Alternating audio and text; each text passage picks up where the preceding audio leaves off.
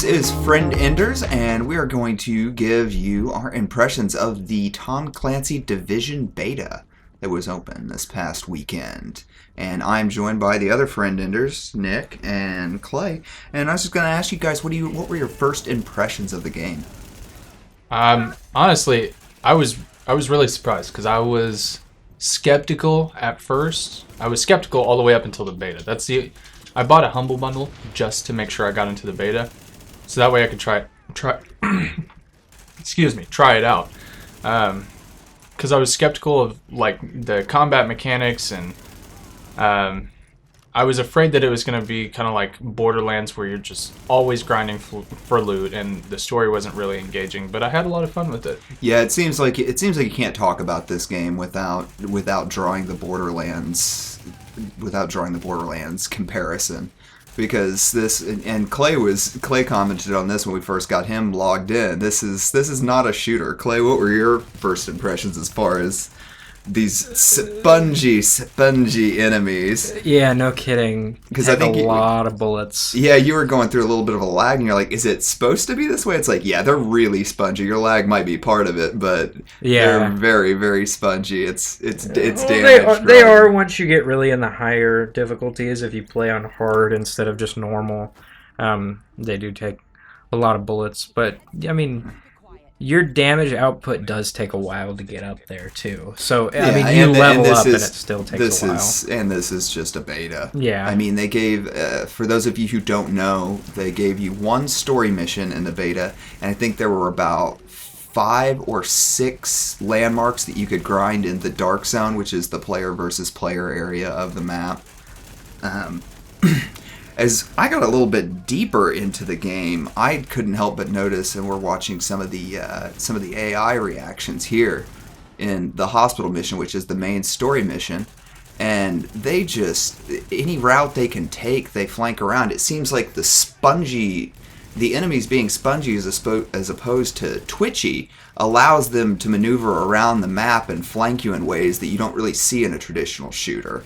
Yeah, That's one of the big things that I noticed that I was really impressed with, is that I was caught off guard more than a few times whenever like the Batman would run in, and I was focusing down one guy and the Batman would come up behind me and start kicking my butt.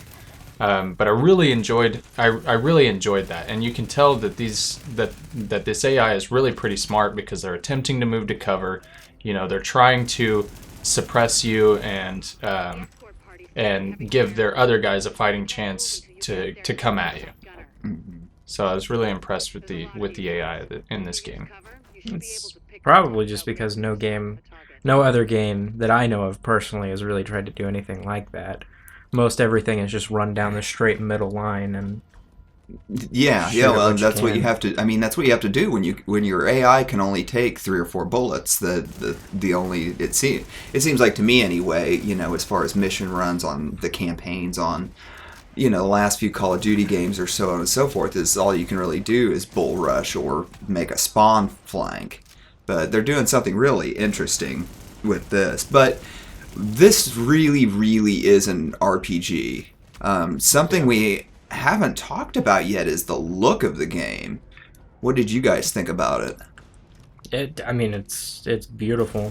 Of course, with games and the stuff nowadays coming out, this game does look on par. Don't get me wrong, it's a good looking game, but with advancements nowadays, the game does look like anything new that's coming out nowadays. Well, drawing back to the Borderlands comparison, they've gone, what about the art style? They've gone for a realistic looking game, but applied these RPG elements, but applied them to real life weapons as opposed to things that look funky or maybe comic booky, like games Borderlands. Yeah, or Borderlands Gears is of War based all on like comic book art style too. Mm-hmm. I think that these elements work really well together.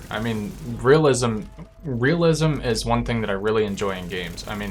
I do enjoy some fantasy games, but whenever it comes to shooters, I like modern warfare type games. Black Ops 3 was a little out there for me, and But this game, I really like the way that they assembled the map. Is as much as we could explore in the beta. I think I crawled over damn near every piece while we were playing through this over that weekend. And so yeah, I really like the way they did it. As far as the visual style go, or as far as like the visuals and how up to date they are and everything like that, I think they did really well. I've seen some of the comparisons of some of the old, or some of the initial release footage whenever they first came out with the game at E3 2013, and they have brought the graphics down a little bit. But simple things like... Well, they probably wanted the beta to run smoothly, too. Again, we haven't got a final word from Ubisoft that this is the texture packs that's going to run, that this is the fine. I mean, we're a month away, so it's probably pretty close. Yeah, I would think it's a safe bet. But one thing that I was impressed with is the snow. Whenever the snow comes in, it collects on your shoulders, it collects on your hat, it collects on like some of the foliage that you find throughout the world, and you can actually knock that stuff off. Like, yeah, and I was really surprised by that. It's actually kind of ironic. The engine they built this on is called the Snowfall engine, and one of the most impressive immersive visuals in this game is the snow, and especially Yeah. like the snow at night. I know when I walked through some bushes after it had been snowing for a bit, and those instead of like just a blank particle physics thing that you kind of see in shooters sometimes, like it seemed like every piece of that snow as it fell off the bush was rendering. There was no preset pack, it was reacting. Yeah, and that's like I said, is even though they had to turn down the visuals a little bit, I still think it looks great. Yeah, it's certainly a very immersive RPG. What did you guys think of? What did you guys think of the power-ups? They kind of, in the beta, they only gave us a total. I wrote them down. There was a total of 4. But we had the ping, or the pulse is what it's. That was the Friendenders kind of named it the ping. But we'll probably see somewhere in the video where that comes out.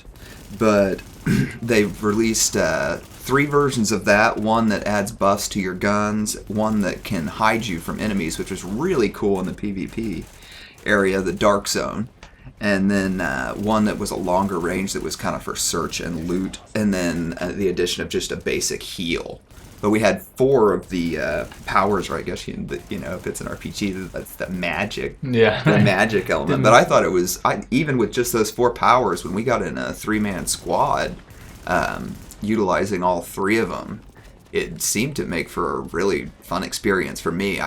Oh yeah, I think what little we did get to play with. I know that we all generally selected the health power-ups, so that way we could just buff damage, keep each other healed. But I think that those are going to add an interesting element to the game. We've seen some of the other items teased, like the grenade that you throw on the ground and it rolls to your enemy or whatever. There's also the shield, so I think that there will be those standard roles of 2 DPS, a tank and a healer. You could run that style, and I think you could be effective. Or you can have DPS off heals, main DPS, main tank, and then main healer. I think what I'm really interested to see is what, because there's going to be a lot of dungeon raiding, to grind up loot as we have lots of missions.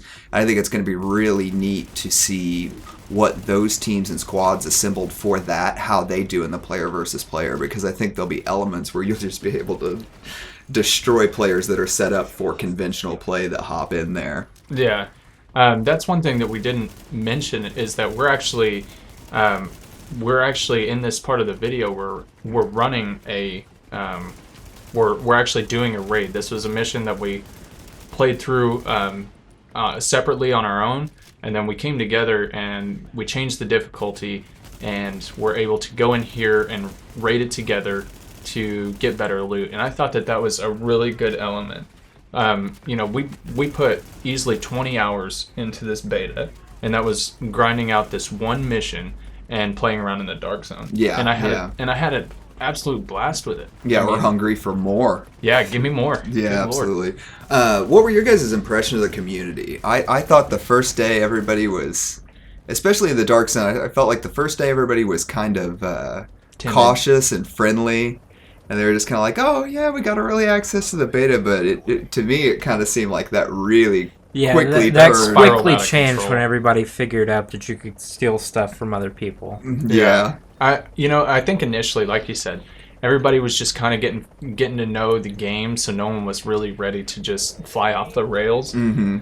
But by day 2, I mean, you had to be running with a strong group, and you had to be effective shooters because it was nothing for somebody to run up on you and just absolutely gun you down. And we were even guilty of that a time or two, but still, I mean, that was... Well, yeah, it was a lot of fun, too. It was a ton of fun to just kind of play that bandit role, but you can definitely, there were times where we came together with other teams to try and take out the bad guys, take out the bandit players or whatever. And that led to a whole nother problem whenever a guy would run in front of you, you'd accidentally shoot him, and then you'd be rogue, and then they turn around and waste you, and the last man standing gets to collect as much loot as he can possibly hold. Yeah, the rogue system is something different with, you can only shoot other players that are rogue and not become rogue yourself, and giving rewards for killing rogue. I thought the one thing that I really liked about the rogue system, it kind of reminded me of like Metal Gear Solid being on alert. If you went rogue, instead of okay, you're rogue, black and white, you went on a rogue timer, and that timer would be determined by kind of how mean you were. If you just accidentally popped off, I think it was like a 30-second counter.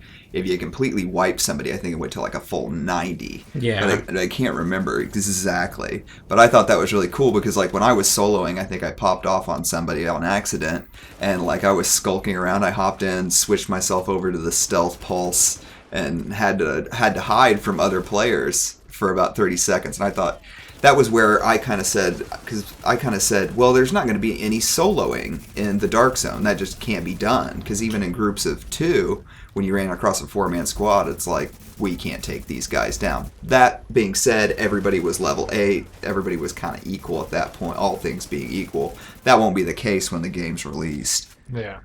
But in conclusion, I got an email from Ubisoft that was in the inbox this morning asking me to go on the community and kind of make suggestions, or it might have been yesterday morning.